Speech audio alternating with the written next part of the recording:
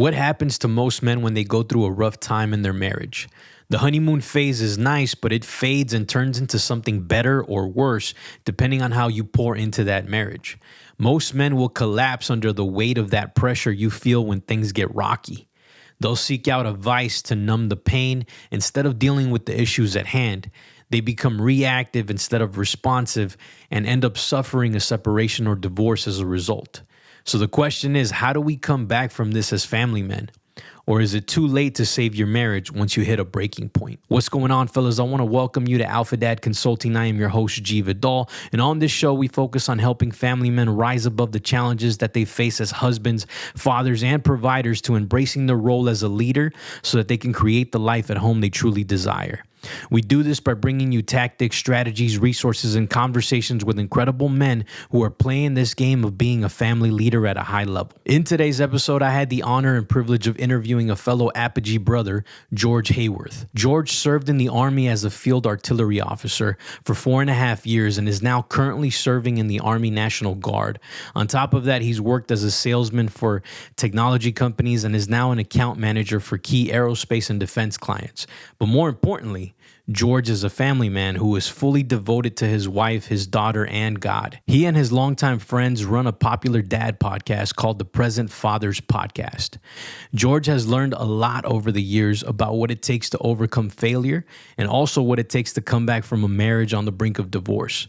Please enjoy our conversation as we dive into his epic comeback story. You're not going to want to miss this. Let's go. I can see the enemy approaching the battleground. Hear the drums pound like a thunder sound loud. I gather up my crowd to prepare them for what's coming. We've been summoned. All right, Mr. George Hayworth, welcome to Alpha Dad Consulting, man. Appreciate you taking the time. I know it's a little late in the evening. Oh, no worries. But I love that you came by, man. For those of you guys that don't know, George is a fellow Apogee brother of mine. And you came in on, are you in class 3 or 2? Class 4. You're class 4. Oh, bro. 4. So okay, I'm you're just getting into it. Yep. You're just getting into it. All right, dude, I'm excited for you, man, because I'm on month 11 right now as we speak, and it's been a massive transformation. So I'm sure you're already starting to see kind of how things are gonna go. So I'm excited for you, man. I'm excited for you to go through this. Yeah, so I wanted to bring you on because I know you are a fellow podcaster as well. You have the Present Fathers podcast, right? That is correct. That you've been doing for how long now? A year and 4 months and change. So Nice, we're getting to that 1.5 year mark now. Nice, man. That's awesome. Cool, bro. So what I want to do is I want to start with, I want to get into the podcast and kind of where that calling came from and, and the mission there and what your vision is there. But before we even get into that, I want to dive into a little bit about your background, right? Your story. Sure. You've shared quite a number of things with me in terms of, your time in the Army, trials and tribulations that you've gone through, your own marriage and that kind of thing as well. So I definitely want to dive into that. But where I want to start really is just in your home, man, growing up as a Hayworth, right? Yeah. What was that like, the experience? And if we could put kind of a focus on your relationship with your dad, because for better or for worse, right? It has an impact in terms of how we grow up into adulthood and how we become dads ourselves and become husbands and, how we show up there. So if we can kind of dive into that, that'd be awesome. Yeah, man. So, I'm the oldest of 3. My brother and I were actually born in Vienna, Austria. My dad played in the Vienna Symphony, and my mom worked at the UN. She was the secretary up at the UN. And I guess after my brother was born, they kind of thought about it and they're like, we want to raise our kids back in America. So we moved to Oregon when I was 3, and my sister was born, after we had been back in the States. So it's me, my younger brother, and then my sister. We're all 2.5 years apart, like on the dot. So I always joke my parents were on a schedule. For my early childhood, it was in my memory was exceedingly good. So, I don't look back with like a lot of painful memories or anything. Like I remember playing out in the cul-de-sac with my brother and our neighbors, and like, we were always playing sports and stuff like that. So like early life was really good, and I really haven't had the relationship to be able to like really ask my parents about like if their struggles were already starting then, but I think they were. If I'm just kind of reading between the lines, I think things were already rocky between them. for a lot of different reasons. Fast forward a little bit to like my middle school years and stuff, and getting closer to high school is when I kind of started noticing like more tension between my parents. Our household was very intense. So, you know, discipline was like essentially failure was fatal, right? You know, if you didn't get an A on every assignment, it was like punishment. And if you didn't like be the best at whatever, it was, you know, maybe that was just my perception of it, but I felt like I always had to perform, you know? And so most of my life was then driven by like, I need to like climb the next thing, you know, accomplish the next task. And then also, you know, fights were super intense. I really remember my parents screaming a lot, yelling at each other, things getting thrown. And so growing up was kind of sorry, I'm just kind of stumbling over my words here, but you know, like children of alcoholics become very emotionally in tune to their parents. I had that kind of same like walking on eggshells type of childhood, especially like middle school, high school. And so in high school, my parents separated when I was 15. So as a freshman in high school, and they tried to like make it work and get back together and stuff. But then ultimately they got divorced when I was 16. Like I think almost right on my birthday, actually. Oh, wow. So it was like really bad time. I just started my sophomore year. I just turned 16, just got my license, all that good stuff. And then they just got divorced. And so it's kind of like, that year was rough. I remember like I really struggled. My grades all dipped. I just didn't care about anything. Like I would be in class listening to headphones, like with my CD player, you know, I'm aging myself here, but with the anti-shock. iPods didn't exist yet. Yeah, no, for sure.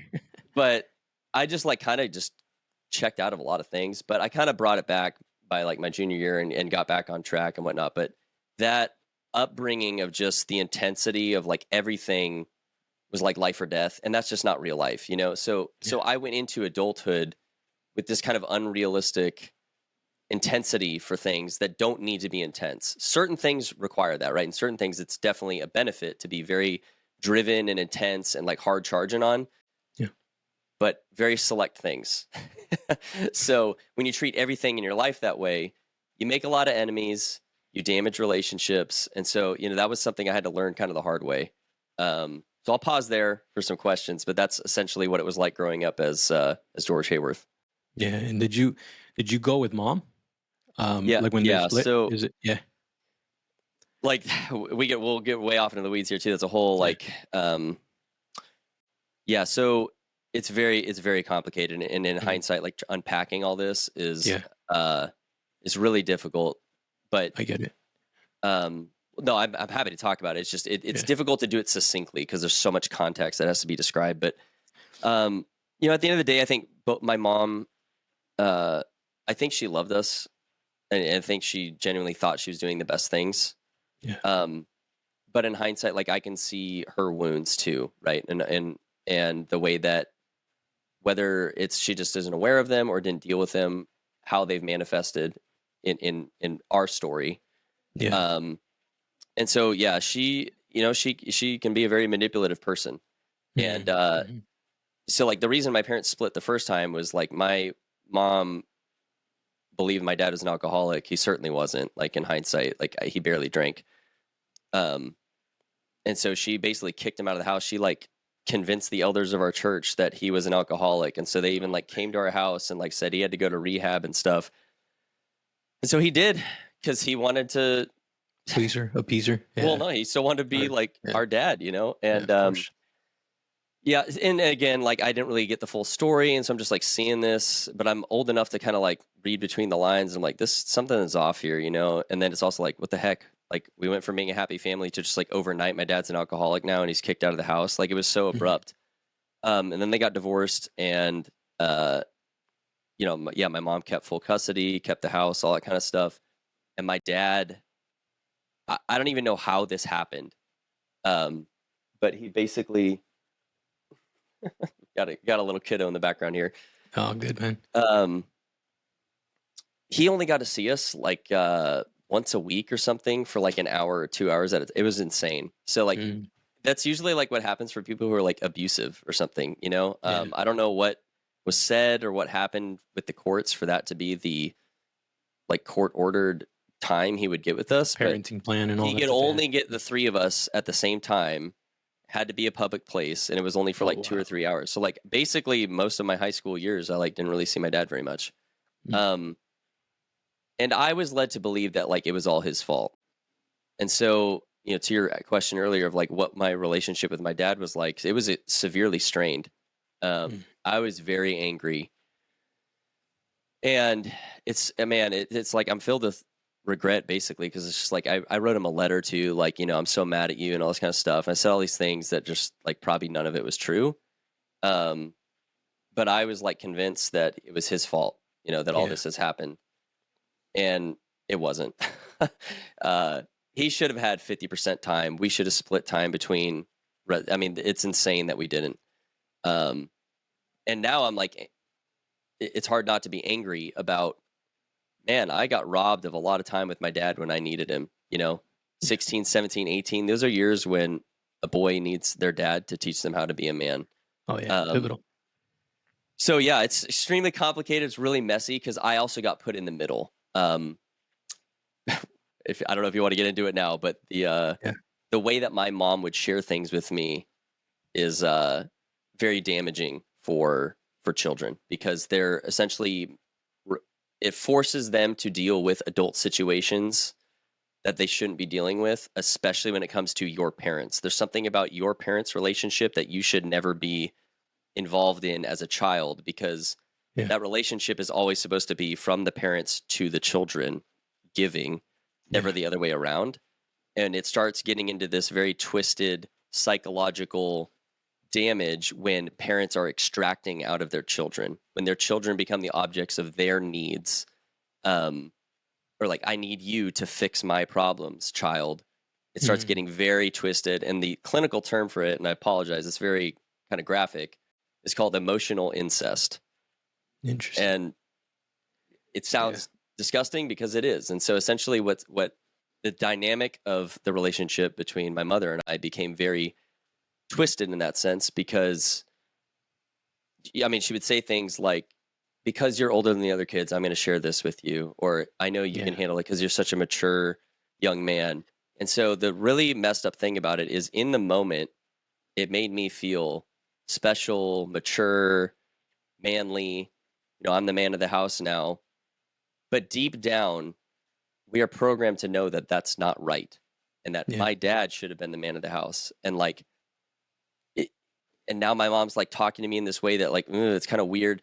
And so fast forward several years, my counselor therapist said, I need to listen to this book called Silently Seduced, or read it. I think I did an audiobook. And it's literally about only this, and it breaks down all the ways it happens, what it does to you. And man, I got through that book, and it like blew me apart. Like, having to grip with the realization of everything, it was all kind of like buried down there. I didn't really realize it, you know? And then like it just boom, all came to the surface. And I was like 26, I think. Oh, wow. 26. Yeah, I think it was like 26, 27.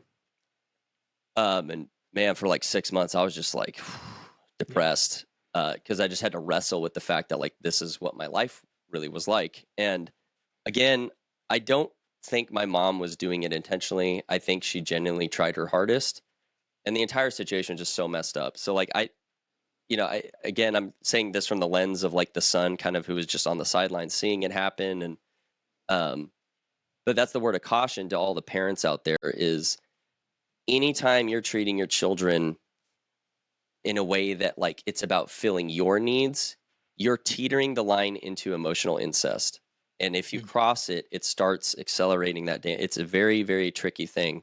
So you just got to check yourself on like, am I,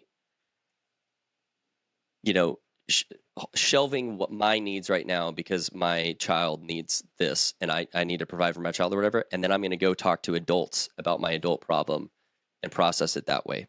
Yeah. So I'll pause there too, because again, I Yeah, kind of covered a lot. no, there's a lot there, man, and I relate to that a lot. To be honest with you, Mm, my parents they didn't get a divorce, but they were separated for a little bit, mm, and it was a similar thing, but their point of contention was always money.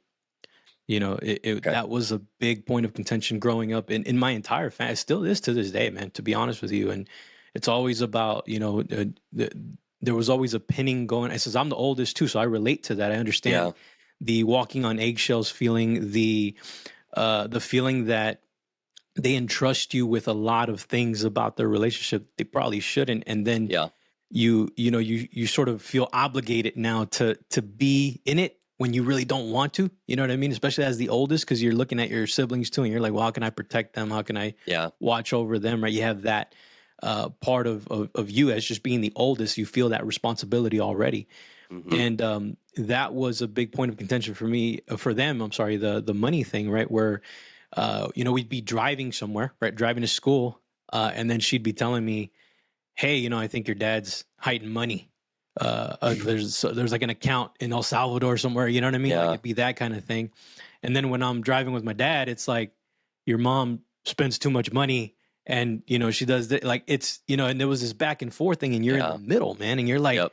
how do you navigate this, right? And at the time, I'm 16, 17 and all that. I'm involved in church. I'm doing the Right. youth leadership thing, right?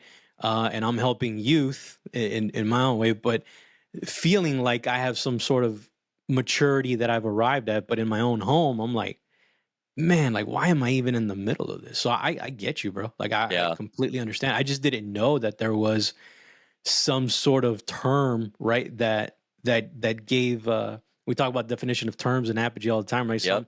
Something that kind of locks in the manipulative tactic that is maybe subconsciously being used, right, by our Hmm. parents. And it's wild, bro. It's wild that you tell that story, and I'm just like, wow, like I get it. I relate to it. I get it for Yeah. sure. It's like even to this day, like, we talk about too about being very intentional about your words, because words Yeah. have power and meaning.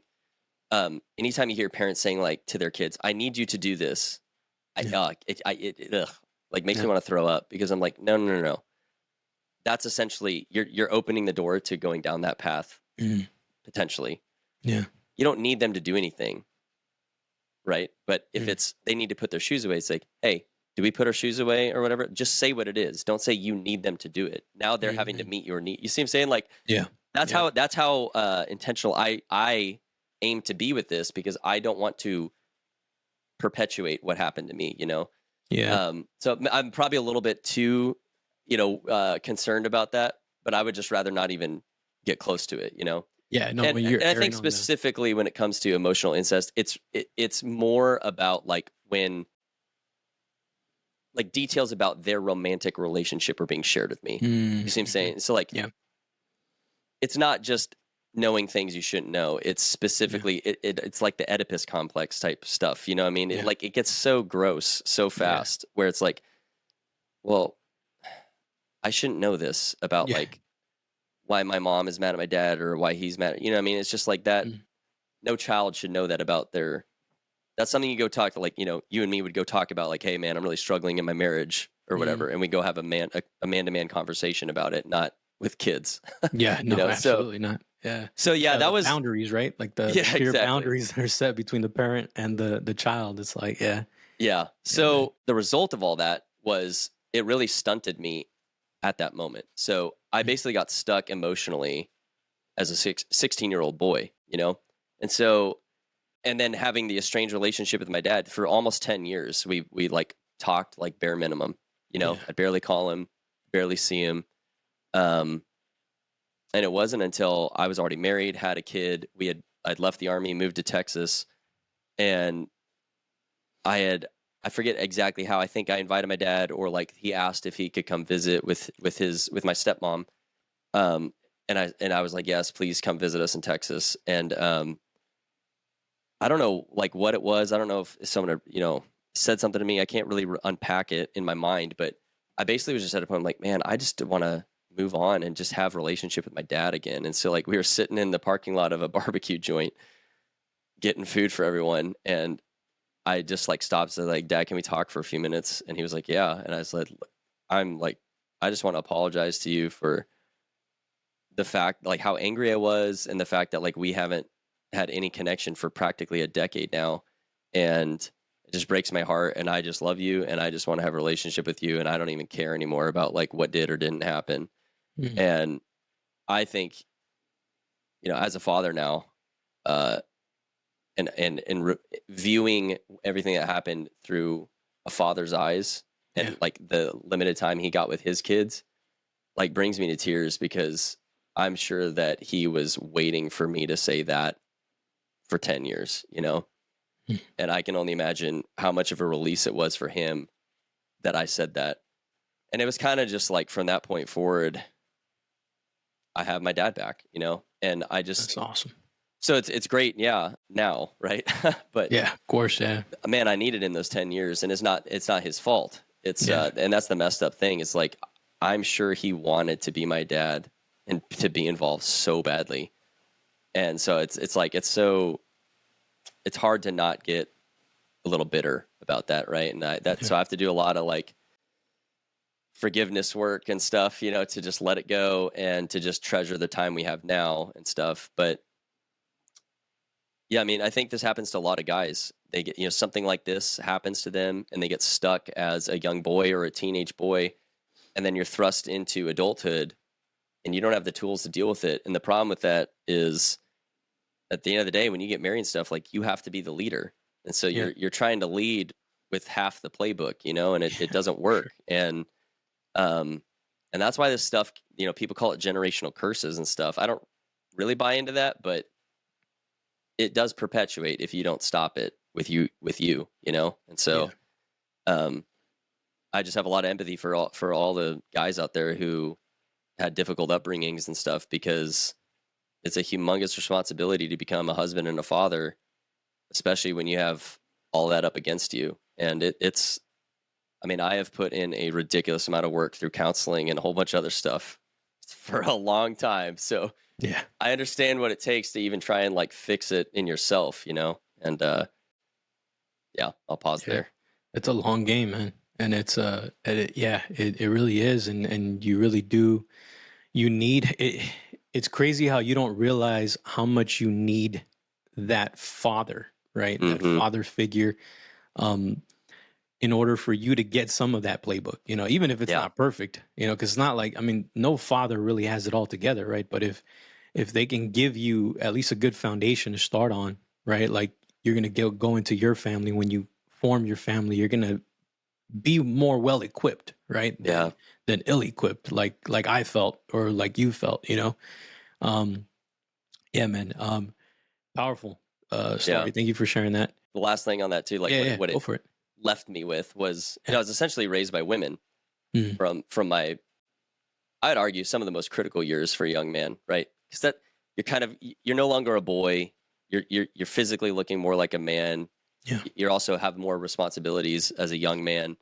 I think that's probably the most pivotal point where young men need fathers and other mentors to be doing rites of passage with them and things like that, to, like, transition them into, like, okay, you're a man now, you can go into the world. And I really didn't get any of that because of the situation. And so, like, you know, I think I wanted to join the Army because I wanted to do something bigger than myself and like, make a difference. Yeah. But if I'm brutally honest with myself, I think almost as much of that motivation was also because I needed to feel like a man and do something that would prove I'm a man. Yeah. And, you know, if my dad was in my life, I'd probably still join the military, but I think I would have been a lot more successful earlier without having to learn as many hard lessons, because I wouldn't have been trying to, like, fill some void, some wound in me through, you know, like, proving it. I would have showed up with the assurance that, no, I've been trained well. I know what manhood is, and I'm going to do my best in the military because it's what I believe I can do, not because I need it to fix me, you know? Yeah. And again, this is all, like, hindsight. I'm reflecting back on, like, why I did the things I did. But yeah, that left a big gap in me where I didn't believe that I was a man yet. And I thought I was a man, like, after I deployed and came back, and was like, oh, I've been to war now. Certainly I'm a man, you know? Mhm. But if I really like pick myself apart and look through like the lessons I needed to learn, I really don't think I really became a man until I became a dad. Yeah. And even then I was pretty lackluster. I think the last couple of years for me have been significantly transformational, and it's a lot of hard lessons and working with guys like you and humbling myself to learn from guys like you and like Apogee and all these other programs that I've worked with to get better. So Yeah, it's awesome, man. I mean, that's what it's about, bro. And it's this equation of masculinity, right? That we're all kind of trying to answer. yeah, It's not black and white. Like it's No. it's not an easy equation, man. It's like, a lot of guys think that they have the answer and all that, but as we grow as men, like we're hitting different stages of our lives, right? And I think we embody masculinity in different ways as we go, right? And in different stages, it demands a different version of us, if you will, right? Like we talk about the alter ego effect a lot, and Yep.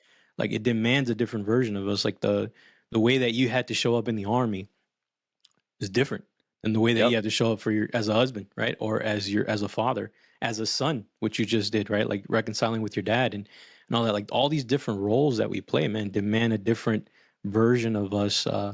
And it's all part of that same equation, right? Like we're all trying Yep. to add up to that masculine man that we all want to be, but it's different, man. It's different for all of us, for sure. And Yeah. I kind of want to get into that, man. So Sure. as you get into the army, right? Like what you said that was that feeling. I mean, you were pretty much using kind of pain to push you, right?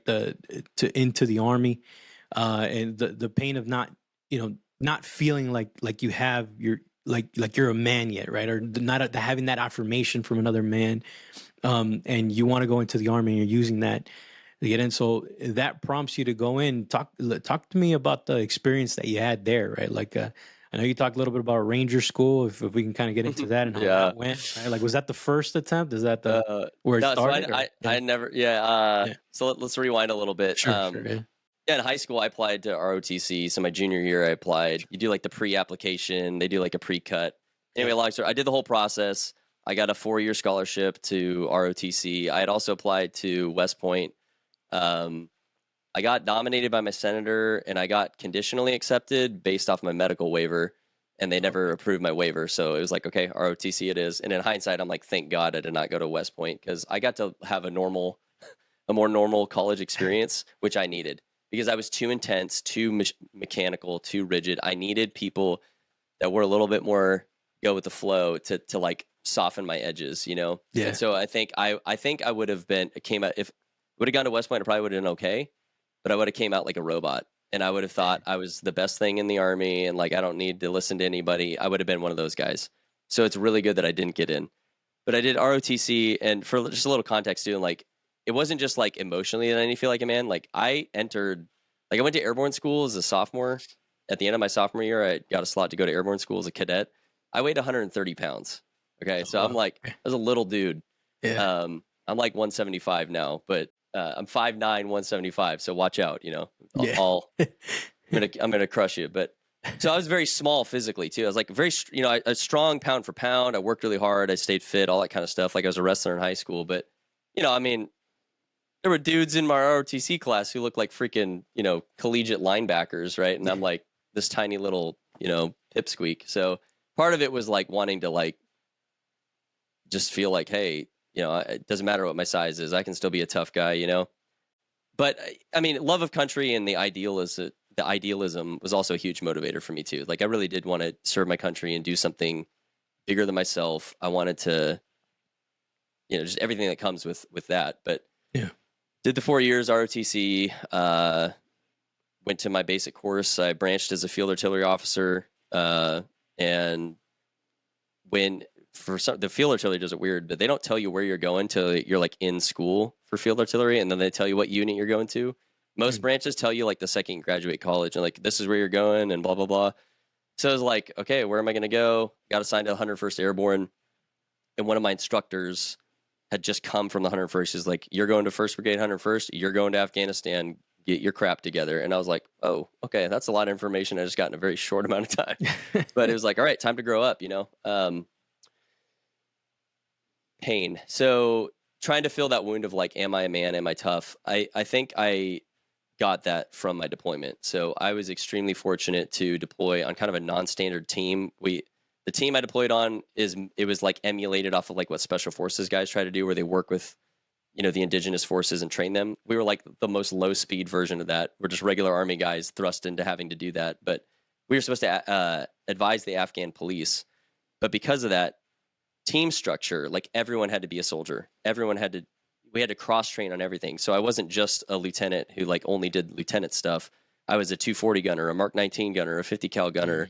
I was, proficient on all the radios. We did maintenance on the trucks. Like I got to do all the things that every soldier has to do, not just leadership stuff. And the guys I deployed with had all deployed at least twice, most of them 4 times. Wow. And this is back in 2012. So like a lot of these guys invaded Iraq, like they'd been there from the get-go. And so I had a lot to learn from a lot of really impressive dudes. And I did. I was a sponge. And so I skipped over Ranger School. So I was like, if I got to do everything I can to like prove that I'm willing to do whatever it takes to be the best, or that I deserve to actually be in charge of people. So I worked my butt off in basic course to get a slot to Ranger School. And I was like, I prepped really hard. I was like doing everything I could to train and be ready for it. Yeah. And I got there and I failed the land nav in rap week. So I didn't even make it into like the actual school. You do the first 5 days. If you pass those, then you're like actually in Ranger School. Okay. So I didn't even make it that far. And it freaking crushed me, because I was like, whoa, I've never failed anything in my life, And I was super embarrassed, of course. And I was like, man, now I have to show up to my unit. They know I was here. Now I got to tell them I failed. Everyone's going to think I'm just an absolute loser. And like, so I had really bad self-talk. And I thought it was going to ruin me. And in hindsight, it was probably the best thing that's ever happened to me from a professional growth point of view, because it humbled me significantly. And so when I showed up to the unit and we're only 3 months out from deployment, it was like, I got to learn a lot really quickly, and I just need to shut up and learn, and everything is earned, nothing is given. So that experience set me up to have that mindset of just soaking up everything from the guys I deployed with on that team. And I learned not just about being a soldier, not just about being combat effective, but, I learned a lot about masculinity from these guys too. 'Cause, a lot of them were fathers already. Yeah. They had wives back home and stuff. And so, you talk about everything. You got a lot of downtime too when you're deployed, and you get to really know the people you're with. So I learned that 9 months is probably the most just comprehensive learning ever done in my life. So I came home from that feeling a little bit different. I had a level of confidence that I had never really had in my life before. Yeah. So one of the things that I find interesting is that, so during this time, right, you're being deployed, you got married, right? Yeah. We started dating before I deployed. Before you deployed. On our you were stationed, right? You were stationed? Yeah. So stationed at Fort Campbell. Yeah. My wife's whole family is from here. Okay. Her grandfather retired out of the 101st after Vietnam.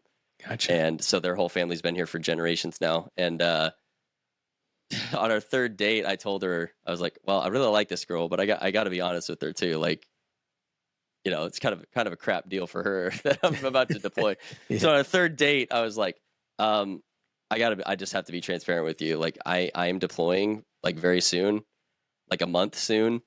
And I really like you and I really want to be with you. But I also understand like how ridiculous of an ask that is, because this is our 3rd date currently. And, I just want to tell you now so that if you want to walk away and be like, hey, I really like you, but yeah, I'm not going to, that's kind of unfair, then no hard feelings. And like, we can go our separate ways or whatever. And she wanted to stay. So I was like, all right, okay, this might be it, And so yeah, we really enjoyed our month and a half that we had before I deployed. And, we talked about, I was able to have I had super crappy internet where I could get messages across, and that's about it. Like, gotcha. Like you could load an email, There was no FaceTime or anything. No. And yeah, so, I mean, which is awesome too. Like, I'm not complaining about it. It was I thought we were going to deploy and it was like, you get nothing. So like, I was shocked that we had that. So we were able to like message, the time difference every morning and every evening. Gotcha. And so we kind of talked about all the stuff that breaks relationships, like, what are your beliefs about this, and so we kind of went through all the hard stuff about like alignment of is this someone I could marry, and we even talked about the subject, over the deployment, and we got home. I proposed to her like when I went on block leave post deployment. Took her to Portland, Oregon. There's a beautiful rose garden that overlooks the city. Proposed to her there, and about a month later, we went to the county clerk's office here in Clarksville, Tennessee, and got married legally. And then we had the wedding about 6 months later, in Nashville. So we kind of did a very rapid progression of barely dated and got married. So that's awesome, man. Don't advise that. Don't advise that for people. It's probably not the comment. Take a little bit more time. We maybe should. I don't know. I mean, I wouldn't change a thing, but it's an interesting thing, man, because I mean, I've had friends, right, that I grew up with, and after like knowing each other 6 months or whatever, and they got hitched, right, and they're still together, they have one of the friends, like I think they got like 5 or 6 kids now, Wow. And like and they're ironic. I think they're over there like in Portland somewhere in Oregon too. So really? Funny. Yeah, and and they've been married this whole time. They figured it out, man. And so I think is when you align with ideals and values like you guys were doing, and and we're living in an age right now where the type of communication that you guys had, right, for that length of time probably doesn't happen, right? Like it's probably not. It's more the physicality and like, the emotions and all that stuff. And that's how the relationship starts. And then at the back end, you have like the communication, all that stuff. And, with you guys is kind of different. Like you guys had a lot of communication because there was no other, there was no other way. Like you had to communicate, right? Like that was the way to kind of enjoy the relationship, if you will. So it's kind of, I guess in a way it was almost a blessing, right? Yeah, you guys got to know each other pretty well. Because when I did get home, we like knew for certain, like we don't really disagree on the things that really matter. We are aligned on, we love God. Yeah, we are Christians. We want to have a family. Like some of these things that like some people like kind of pussyfoot around when they're dating and don't really want to talk about, and then they get married and like, I don't want to have kids. It's like, whoa. That's a game changer. Yeah, you should have told me that before. Right. Yeah. So I know people like that, and it's like, oh man, that's so unfair. Like you need to have those conversations. But yes, sir. So it was, we kind of had like this fairy tale wedding and everything, and my family flew all in from all over to be here in Tennessee for it and everything, and kind of felt like I had arrived. Like I'm doing better than my parents did, and like. I'm this tough dude now. I've gone to war. I've learned from some of the best. I've really proven myself, and I've got this amazing woman, and we've had this amazing wedding, and like, the world is my oyster, and it didn't last long, man. Life really started to hit us, and it wasn't, this is where the childhood stuff like is so important to do your own work, because she had a whole heap of her own stuff, and I had my own heap. Yeah. And man, it collided, and it just left an absolute train wreck. It was like 2 trains just right in the middle. And so we really struggled for a very long time, like barely hanging on type of struggle, like almost got divorced multiple times. Now, during this time, are you still deployed, or are you already are you out already? Yeah. No. So this is like, I'm still active duty. Gotcha. But back from deployment, haven't deployed again. Yeah. Almost did. They were like about to deploy us, and they like canceled half the units like at the last second. So it was kind of, it is what it is, right? So you're active we were still duty. Still doing pretty good. So we decided we wanted to start a family, and timing wise, it was going to be pretty good to do it while on active duty, because I would be close to wrapping up my time here at 101st, and we'd be going to I'd go to my next school before going to my next unit. So we'd have a little bit of like downtime where I wouldn't be deploying or anything. Gotcha. So we're like, well, now is probably a good time, and we want to do this. So let's be very intentional about it. We prayed a lot about it. Asked God to bless us with a child. And so we got pregnant really quick. And our daughter was born. And that's really when things started coming off. And that's where all our crap started coming to the surface, because, so still active duty, my wife had severe postpartum, like Mhm. really severe. And I'm not going to share a lot of details about her story. That's hers to tell. Yeah. But it was not like just a little bit of like need some help. It was really bad.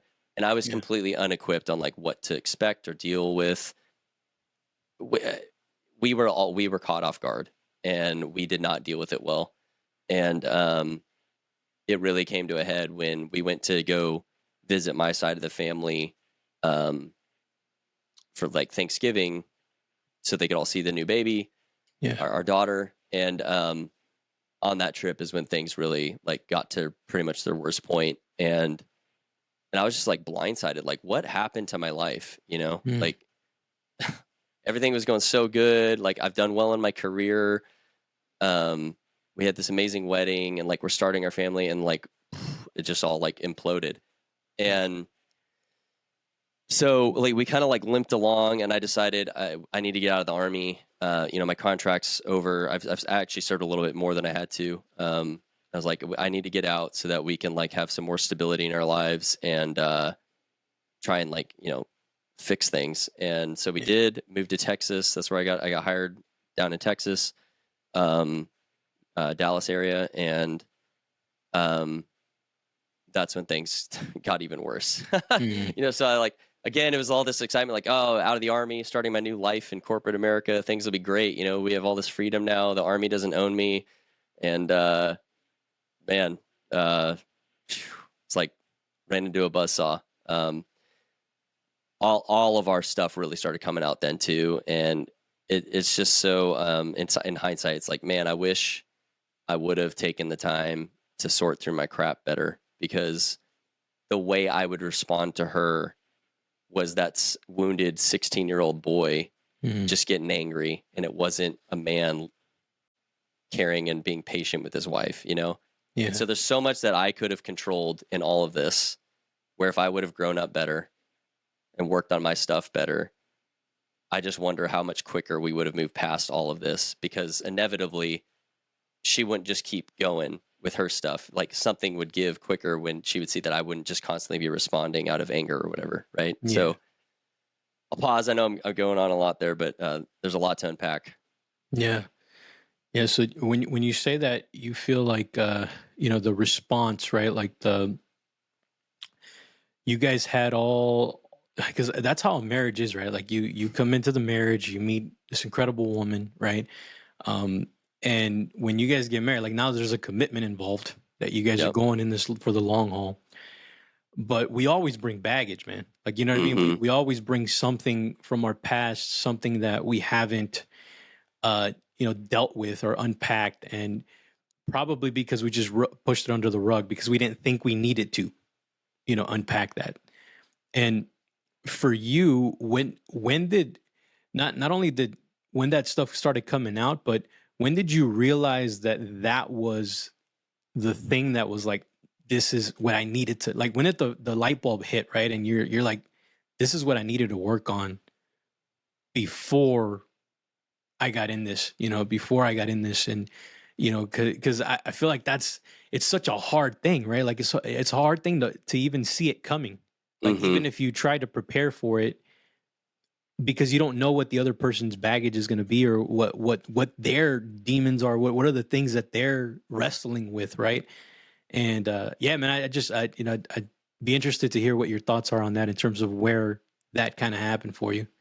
Yeah, we both got our first awareness and like education about it. So after the trip to see my family, again, I'm not going to go into all the details. That's my wife's story to share, but it was really bad.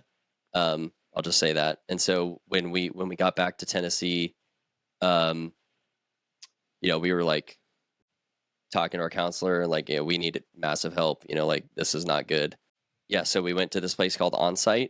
It's a week-long intensive, like group therapy place, experiential therapy. If you Google it, it'll come up. It was like a pioneer, because I think they built it in like the 70s, founded in like the 70s or something like that. It's a pioneer in like different forms of therapy and healing and stuff. Gotcha. So we went there, and that was when we both kind of realized, like, one of the first exercises they did was to like chronicle your life until you met your spouse. And in just that exercise alone, like, each you break into groups of like 8, 10 people, and this was like a couples week. Gotcha. So everyone is there with their partner, their spouse, and then there's a counselor in your group kind of guiding every session. And just even in that first one where you unpack like your life before you met your spouse, the counselor was just like dropping all these like, you struggle with this and this and that, and like everyone was kind of just like, whoa, So that was kind of like the first taste of it. But that week was good. It definitely helped. But I just had so much anger, misplaced anger, and so much resentment. And so like at this time too, like I hadn't reconciled with my dad, but I knew enough to know that like it's kind of my mom's fault too. So I was just so angry at everything, and part of me too was really bitter. It's like, oh, because my wife couldn't handle being a mom, I had to leave the Army now. And so there's all this just like really, really self-deluded thinking that I was like having, and none of it's true. None of it's real. Yeah. But I didn't have anyone, I didn't have relationships with other strong, or not other, strong, like Christ-like men that would have talked me out of my crap and not just let me like spiral. They would have held me to account, but also given me the love and wisdom I needed. I didn't have any of that. I'd kind of isolated myself from any of that. So when we moved to Texas, my wife was only there for about a month, not even a month. And we had such a big blow up that I told her to just pack up and move back home to Tennessee. So we were separated for like 4 months. We were separated for our daughter's first birthday. Oh, wow. So I like flew back to Tennessee to be there for the birthday. It was just a lot of horrible things. And what it eventually led to, I kept self-deluding, and I was so angry and so just like, fine, I'm just going to live for me, like this really selfish way of thinking.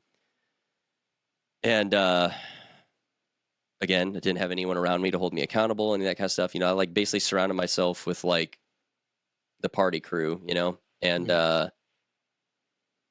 was like, F it, I'm done with this. Like, this is crap. I don't want to be married anymore. And so eventually, I absolutely hate this about myself, and I hate that this is part of my story, but I committed adultery on several occasions. And like after it happened too, I was like, what am I? Like, what have I become? Like I hated myself because that's not me, like that's not how I was raised. That's not what I believe is right. I knew it was wrong. It's like, how am I doing this? Like, what the heck am I? And so just really, really, really not in a good place personally at that point in our lives. And, but I was like, okay, I need help. Like I got to admit this to like someone who can help me. I can't just like bottle this up, And so I went to another session at on-site. They did a like first responder military one. So it was like free for us to go. Yeah. And that's where I worked through a lot of my crap, was surrounded by all these other people who had been through a lot of really traumatic things too. And that's where I like confessed that I had been an adulterer and that I'd sinned against my wife and against God like that. And that's when I first started really coming to grips with like, okay, you've done a very horrible thing and now you have to fix it, and you're going to have to bear the weight of that. And there's no whining or complaining about it. Like, you did it, you get to bear the weight. And so through that too, like the counseling team gave me tools to like break it to my wife and like allow for the chance at restoration. And as you can imagine, that was probably the most difficult conversation I'll ever have in my life. Absolutely.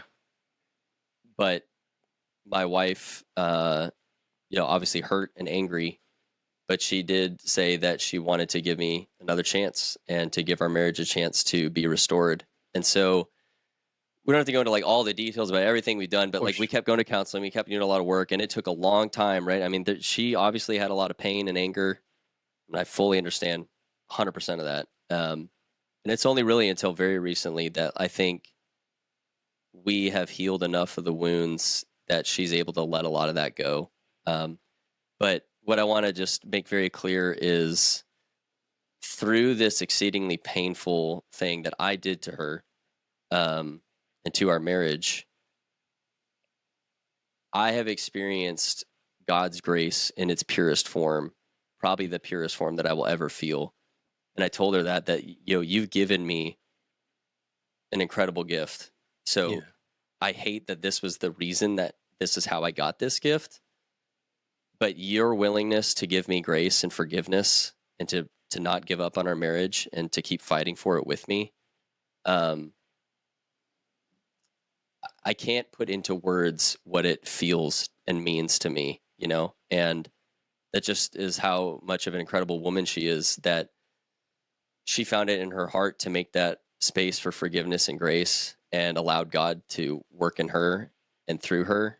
And I will be forever grateful to my wife, because where we've recently gotten to is, we've continued to do a lot of work through counseling and everything. Yeah. And we've both really unpacked our crap, like childhood stuff. And my wife recently had a huge breakthrough in her own personal story and journey. And I also have done enough work now to have genuine empathy and compassion for her. So she came back from a recent session, and it was like all these walls and barriers that we had built up over all these years just came crashing down. And we really saw each other for who we are and with full acceptance. And what I needed her to say to me that helped me want to come back in a way too was she had said, I finally realized that, like, the way that you struggle to deal with your pain and childhood wounds, George, is exactly as hard as it is for me. And I was like, yes.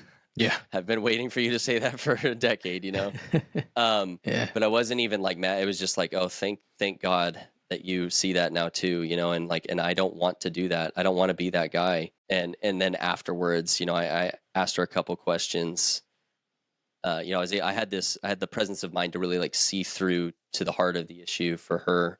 And I said, basically asked, like, so is this why you struggle with these things the way you do, because of this, this, and this, right? In her story. And she could barely get the words out, yes, because she was breaking up so much. And I just I was so overwhelmed with compassion for her and just wanting to take all of that pain away from her. And we just came together and embraced for like 30 minutes and just cried together. And this last month has been unbelievable. Like, I feel that our marriage is like an entire, like, we got married again almost, it's like we're starting over from scratch. We have a clean slate. And that's not something we did. It's not like we grit our teeth and bared it. I truly believe it's because, one, I finally humbled myself before God and before other godly men that would breathe life into me and also call me out on my crap, but also encourage me to do better, And then I started praying fervently for God's restoration and for His deliverance from all these things.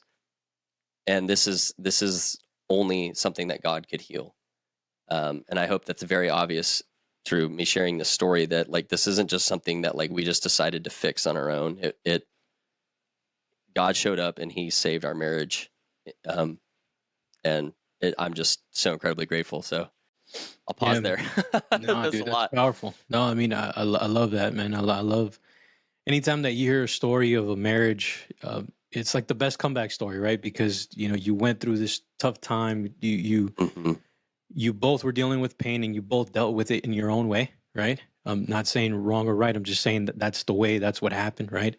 Yeah. And you were able to restore, and you were able to actually go back and have that hard conversation and ask her for forgiveness, which is really hard because, I mean, think about beating the ego, right?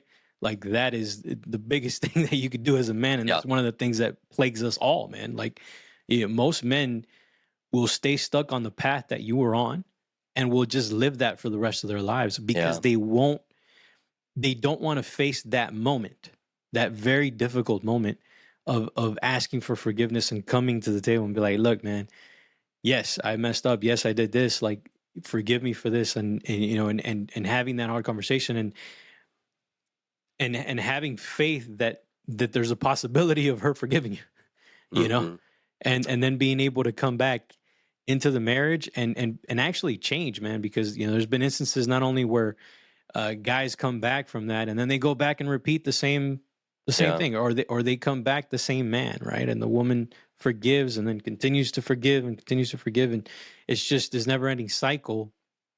But in your case, it's a beautiful thing to see that you guys both came back together. You forgave, she forgave you, and of course, I mean, you forgave her because I mean that there was things too, right? There was problems there as well. So, but dude, that's awesome, bro. Like I'm so happy for you, and I'm excited really to see just the future, man. Like what you get, the growth that you guys are about to have, because this is just the beginning, dude.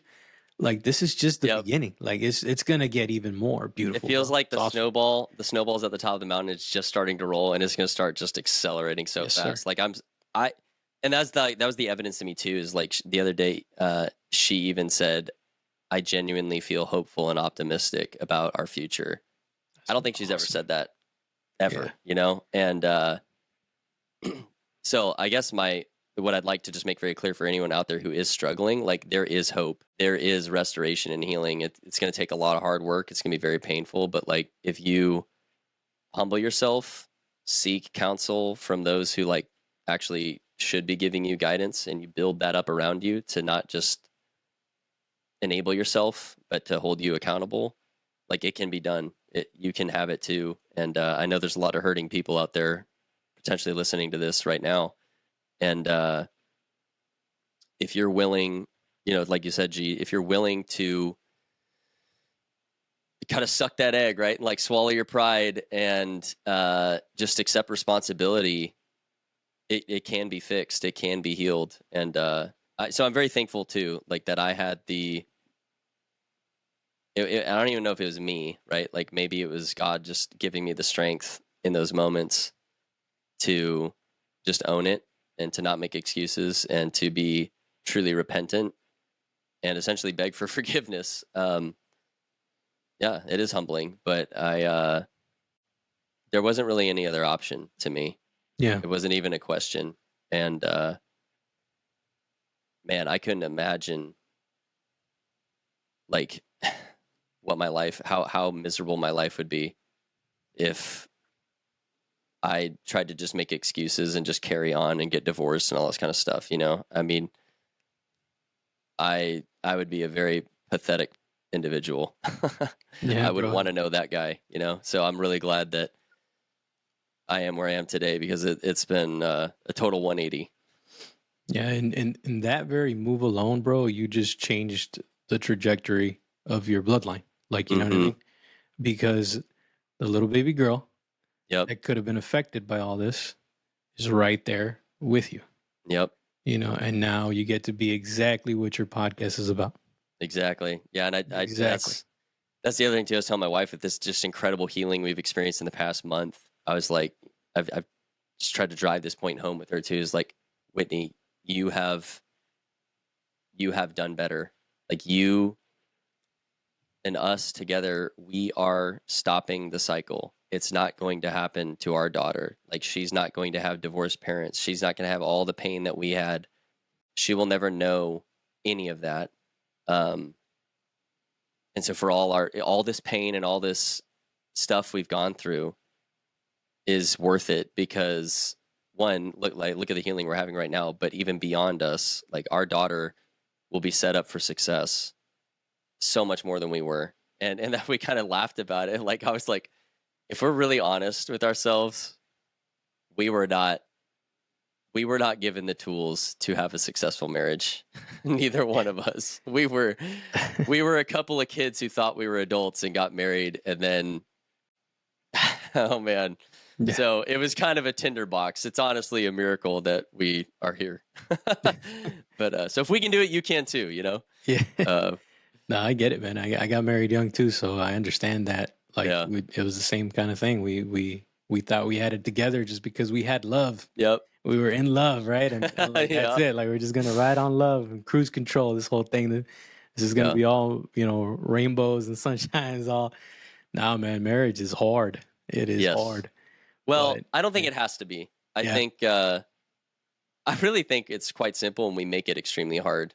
Yeah. I am convinced that the more I draw closer to God and the more intentional I am about being in the Word and prayer, meeting with my brothers. I have a very intimate Bible study, like where we know all each other's crap, meeting with them weekly. Yeah. And just either encouraging each other or getting advice from each other from like a very wise point of view, right? It's not the like go complain about our wives club. There's a big difference, you know what I mean? And the more I do of that, the more I show up as the husband my wife needs. The second I stop doing any of that, I start showing up as 16-year-old George. And that's a pissed off teenager. And no one likes that guy. And I think so many of us have almost the identical type of, duality of our personalities going on. And understanding. So here's the thing too. I want to make this very clear. Like, I do not think I am a victim of my circumstances. I'm not like, oh, my parents did this to me. Like, no, that's BS. I could have at any point in my life prior taken a hard look in the mirror and also sought out older, wiser men who would have helped me grow out of my immaturity. I could have certainly changed the trajectory of my life significantly sooner. So that's on me. But I do believe it's very important for everyone to understand you have to diagnose the problem. You need to know what the problem was so that you know how to fix it. And so, although my stuff sucks and I really wish I didn't have any of that kind of stuff, I mean, overall, I still had a lot going for me, like way more than a lot of people I know that you and I have both spoken to, like through Apogee, For sure. And I'm not playing the comparative suffering game, but it's important to understand. I think perspective is important. It is important for me to understand, like, for all my crap, it's still not that bad. It could have been a lot worse. So I am thankful for that, and I'm grateful for that. And that's where gratitude comes from, is having that perspective. Yeah. And then on the other side of that, I think it's just as important to really dissect what any of us went through so that we can put it in its proper place, which is, hey, this is a thing that happened to me. Here's the lessons I've learned from it, and here's how I'm not going to perpetuate it moving forward. And that's not victim mentality. That's a warrior mentality. That is championing your life to move forward. And so I think you need both of those things. I think you need the perspective of others' stories, and you also need to dissect your own. And so for me, talking about these things isn't because like, oh, woe is me. Yeah. I'm hoping that it shows people that everyone has something. And whatever your thing is, that was the hardest thing that you went through at that point. And especially if it was traumatic, there's a lot of research now on like childhood traumas stunt you at that emotionally where you were. And so if you haven't really worked through that, you're going to keep showing up like whatever age you were. So for my daughter, or for my wife, she's like 8 years old. Her inner child that shows up is like 8. So try having a marital conversation with an 8-year-old. It doesn't work. So like, that's why it's important to dissect what happened to you so that you can put that crap back in its place and be like, no, I'm an adult now. I have the tools to deal with this situation. And I have the capacity to pause and to not get angry and to not say the things I wish I wouldn't say. Yeah.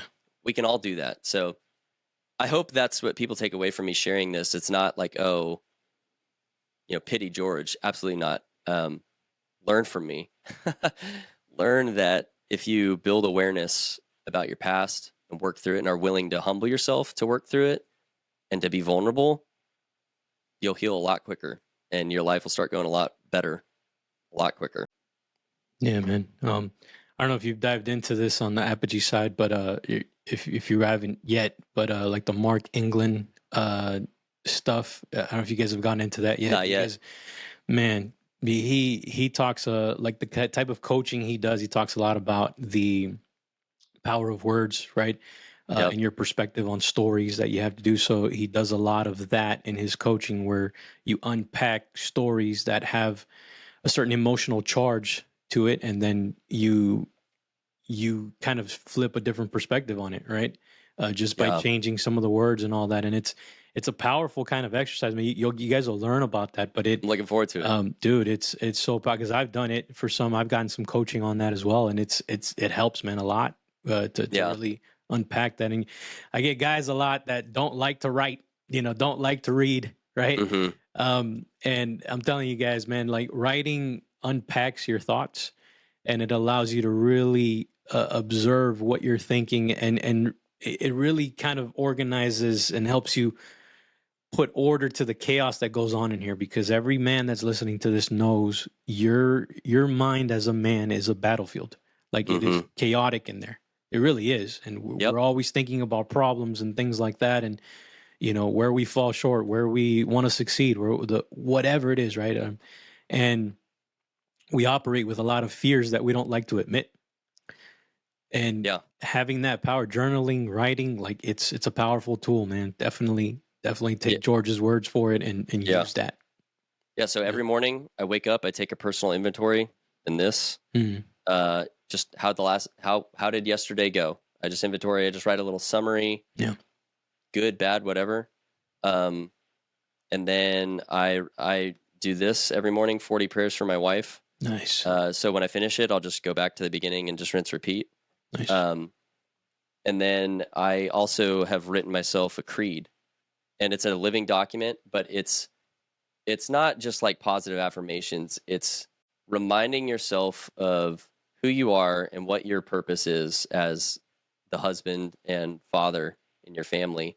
And so I wrote it for me. So it's not going to make any sense to anyone else, right? This is George's words to himself about who George is and who George should be. And so I read that every morning, and it's the power of words. It's the power of self-talk. But I'm starting every single day like that. So it's offense. I'm going into each new day saying to myself, this is who I am. This is who I will be. These are the things I will accomplish today. And here's the things that happened yesterday. And I'm grateful for things that were good, and the things that were bad, I'm going to fix. Yeah. And so, I spend 30 minutes every morning doing all this. And, I just don't see how you can be successful if you don't, because otherwise you're just slave to whatever thing happens to you. You're totally at the mercy of whatever thought pops in your head, or whatever thing happens first in the morning, or your kid talked back to you first thing in the morning or whatever. And you didn't read your creed to yourself that says, I will be patient and understanding with my children. I will be slow to anger, quick to listen. You know what I mean? Like if you say those things to yourself at the beginning, you set yourself up for success. So those are just some little things that I do every single day. And again, like what I was talking about earlier, the more intentional and the more consistent I am at doing all these little things, I don't recognize myself anymore. Like I think people who haven't seen me in a couple of months and see me again, they're gonna be like, whoa, dude, there's something different about you.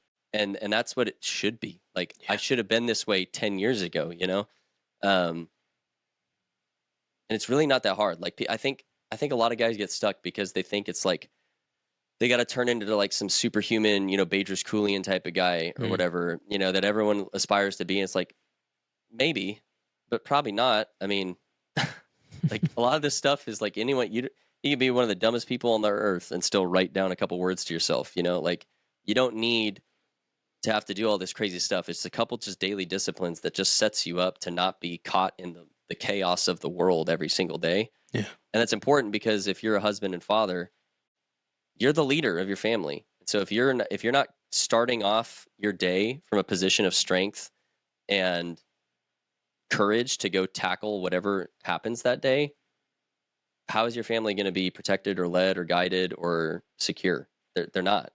Yeah. I love that, man. Bro, we're literally at a time, man, and we're overtime, bro. I'm sorry. I'm like all into this conversation, and I'm over here eating up your I'm here time. as long as you want me, man. You're good? Yeah? Yeah. Let's go for keep doing it, man. For a couple more. Sure. Bro, so I wanna get into the Present Fathers podcast. And yes. The calling that you got to start this show, right? Yeah. Because you, my friend, have had some pretty heavy hitters on your show, bro. Like it's been awesome to see. So tell me about that, man. How did that come about? And where do you see that going? Like, is that the goal to make that kind of the full-time gig eventually? And are you planning on doing like the men's coaching consulting kind of thing, like the avenue that I'm kind of playing in? Or is it, I just want to hear more about this, man. Yeah. So let me just start with the basics and then we'll get to those kind of later questions. So it's not just me. It's three of my close friends, Brandon, Justin, and Dustin. We have all been friends for a very long time. Brandon and Justin are twins. Gotcha. So they've known each other their whole lives. Yeah, I would say But so. I've known the twins for like 20 years, and then Dustin has known the rest of us for about, I think, 10 or more. Wow. And we all kind of went our separate ways. We've all lived all over the place. But we always stay in touch. We always talk about it's my go to war group, like we talk about all the crap, that we know all each other's stories. We know all the pain and all the issues, and we celebrate all our wins together too. And we hold each other accountable too. Like there's moments where like they'd be like, "You're just straight up being too harsh, George. You need to tone it down." And I'm like, "Oh, you're right. Yep, thanks." But there's other times too where I'm like, "You boys are being too soft. Like you need to step it up or whatever." And like, you need that, man. Like men, you need friends like that. You cannot do this alone. Like there's maybe one guy in the entire earth who can handle that on his own. You're probably not him, like trying to do everything on your own is insane. So anyway, tight group of friends. We're all fathers. We're all kind of like experiencing fatherhood together and talking about it. And we were just so disgusted with the way our culture is going in this country. And we're like, okay, well, we don't want to just complain about it. What can we do about it? And so we had the idea of like, well, we have limited resources, but we could do a podcast, because we're virtual. We can use a platform like this and, meet together, and we can try and talk about some concepts and stuff that we've learned, or hopefully get some guests that can talk about, valuable things that would help men and fathers. And it seems like there's not enough of that out there. So why not us? And we just kind of, we just started doing. Did a little bit of research, got to get like which mic to buy and that kind of stuff. But we didn't like sit in analysis paralysis. We just started ripping it, and we told ourselves too, like, we have no idea what kind of success we'll have. Like maybe no one listens to us, but if just one guy listens to what we do and it helps him be a better dad, then like mission accomplished. I mean, because that's, who knows, like that may help a dad be a better dad, and then his kids are better adults themselves, and like the ripple effect of that is exponential. And at least that way we'd be doing something positive. And surprisingly, doing this has bettered ourselves, maybe more than it's helped anyone else, because just having to learn and listen and manage all this, you have to internalize it yourself. You're dwelling on it all the time. So like, it's really helped me become a much better man and father, and husband doing it. But fast forward, we've almost a year and a half into it now. Yeah, we've been extremely fortunate to have I have guests booked out to February of next year already, and we're recording in November. Wow, that's awesome. Like I have so many. I never thought that'd be possible. We're like, we'd maybe have guests every now and then. So I guess God is good. But yeah, we just keep grinding. We keep trying to be helpful. And at the end of the day, what we do is try and highlight, because we've been blessed to have so many guests. Whoever our guest is, we just want to hear their perspectives, their wisdom, their stories, a little bit like we do in the Apogee mentor calls. Yeah. And basically just give guys a chance to have a one-stop shop for like hearing good ideas or better ways to just do life, to be a better husband, be a better father. And I think we've been pretty successful with it. And I'm very much a believer in what we're doing. And I've not really talked to anyone about it or like shared it with someone and they'd be like, "Oh, that's stupid." Like, who doesn't want dads to be better dads? Yeah. Like, yeah, it's kind of something you can't really be against, like everyone should want fathers to be more present with their families. And so the name is kind of a dual purpose. It's the present day. Like we want to tackle modern issues and modern problems. We don't want to just regurgitate stuff that like our parents had to deal with, but like there's real world issues now that exist. So that's part of it, but also it's being present with our families and being very intentional about that. So that's how we got started. To answer your question about, future vision for it, it's definitely a vision for us to grow it to a point where it is reaching a wide audience. Personally, I would love to do more of this kind of thing as my full-time job. I want to pour into others, share my story, listen to other stories, and just help highlight people that can really help everyone, really. Surprisingly, almost half of our listeners are women. There's almost 50-50 split. It's interesting. So I think there's, families are benefiting from what we're doing. And I really see not because I need like some, like, oh, look how great I am. No, it's like my heart is solely in like, I want to help families succeed and be better, and to have tools that I wish I would have had, like if there was a podcast like that I would have been bought into when I was 18, I don't know, maybe I wouldn't have made a lot of the stupid choices I made. Maybe I would have learned some stuff a little bit sooner, so that's kind of what we're trying to do with it. We are, I don't want to like, tease too much. We are maybe considering starting a coaching program.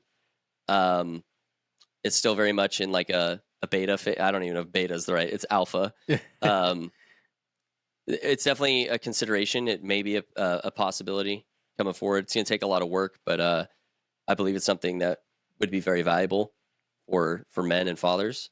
Really, the thing that I can say with certainty that's coming out is kind of the exciting thing for us is we're going to get T-shirts and stuff. We're going to have an online store here pretty soon. So nice. We'll have some serious ones, but a whole bunch of like kind of funny ones, like say no to dad bods and trophy dad and stuff like that. So we'll have some funny designs, but also some very serious ones. And that'll be live probably by the time this episode is posted. Nice. I don't know how quickly you turn these around, but very soon.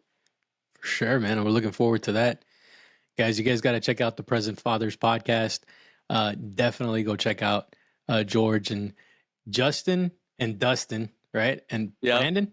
And Brandon, that's right. Okay, cool. Yep. I was just making sure I got it. Justin and Dustin. I wasn't gonna mess those up because yep. But I remember if I got Brandon's name. But yeah, bro, that's awesome. Yep. I'm happy. So for we're you on YouTube. We're on all the podcast platforms. We have an Instagram. It's pretty much the Present Fathers, like at everything.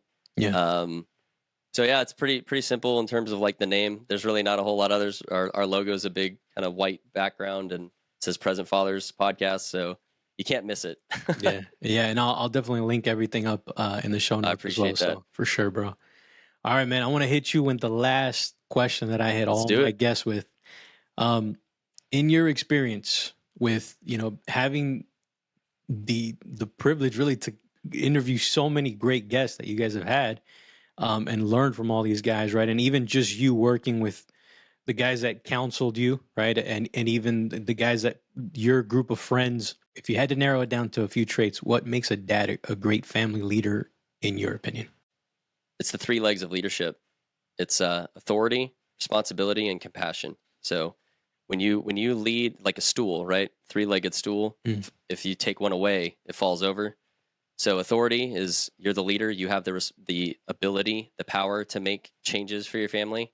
And it's not tyrant, it's leadership, but you have the authority to do so. So you have the power to change the outcomes. Responsibility should be pretty obvious. You're responsible for everything your family does or fails to do. So at the end of the day, even if, I know a lot of guys are like, oh, well, my wife this and my wife that.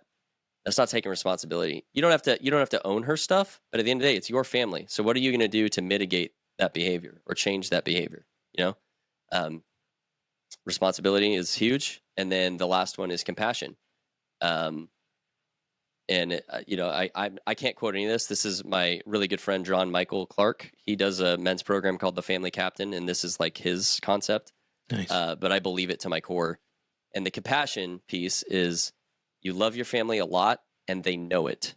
I think a lot of people miss that piece. They love their family a lot and they tell everyone else how much they love their family, but they never let their family know. And it's not just telling them, it's showing it through your actions. So if you believe you have the authority to lead your family, you're responsible for all the outcomes, and you love your family a lot and they know it, I don't see how you fail. Because if you're truly leading on all 3 of those legs and you're seeking counsel and input from other guys to check you on how you're performing with that, I don't see how you fail. And if I boil down all the guys I look up to, I'm like, man, those are great men. Those are great fathers. Those are great leaders. They're all doing those 3 things. It's just who they are. It's just what they do on a daily basis. And it's something you don't compromise on. I love that, man. That's a great answer. Yeah. I love that definition of compassion too. Loving your family and making sure that they know that they're loved as well, right? That you're showing them. And you're absolutely right. I've seen that, it was actually my issue too, with my wife early on. Is I loved her, but I wasn't showing it.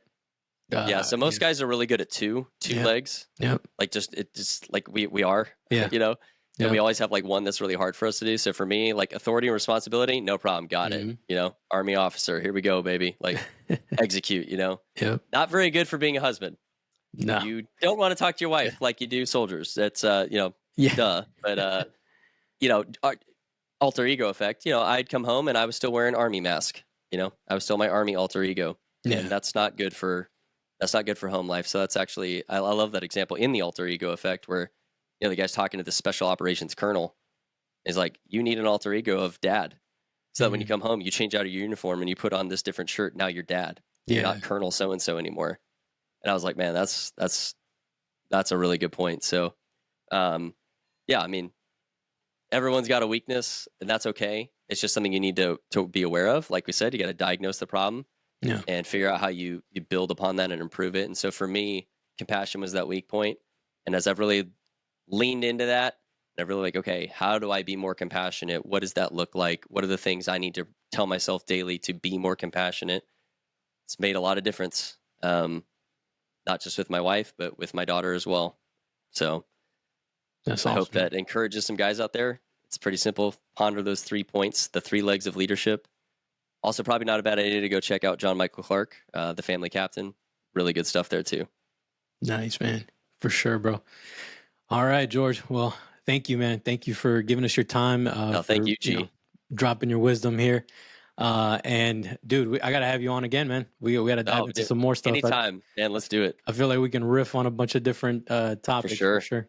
Yeah, definitely, man. Thank you for checking out my conversation with George Hayworth. And as always, if you got value from this episode, leave us a review if you're on a podcast platform. For those of you watching on YouTube, hit that subscribe button and share this with a fellow brother who may need it. I went ahead and dropped all of George's contact links down in the show notes below. All right, my fellow Alpha Dad, I'll catch you on the next one. 1, 2, 3 actions I didn't meet. 4, 5, 6 fear and silence begin to mix. 7, 8, 9 the thought of being emotionless started taking over